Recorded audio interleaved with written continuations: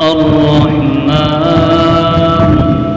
علم القرآن خلق الإنسان علمه البيان. آج کل مجھے بڑا ہی سخت دکھ ہوتا ہے حرمین شریفین میں کہ لوگ جاتے ہیں اور وہاں پر ہاتھ میں ہوتا ہے کیمرہ موبائل کا، اور وہ وہاں پر کھڑے ہو کر گروپ بنا کر تصویریں لے رہے ہیں. کعبہ سامنے ہے، کعبے کا طواف کر رہے ہیں اور آپس میں ایک دوسرے کی تصویریں لے رہے ہیں. تم میری لے لو، کوئی اچھی آئی ہے بری آئی ہے، آپس میں تبصرہ ہو رہا ہے. میرے نزدیک یہ بات حرم کعبہ اور حرم نبوی کے تقدس کے خلاف ہے.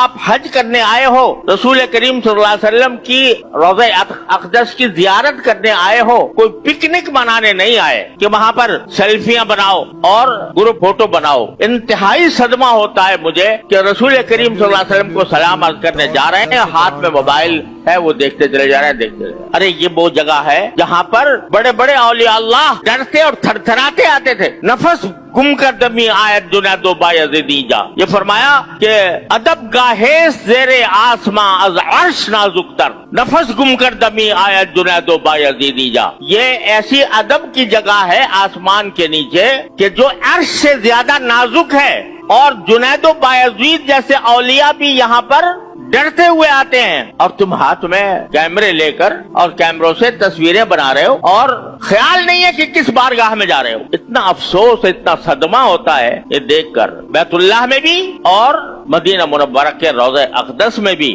یہ ایک طوفان بدتمیزی برپا ہوتا ہے.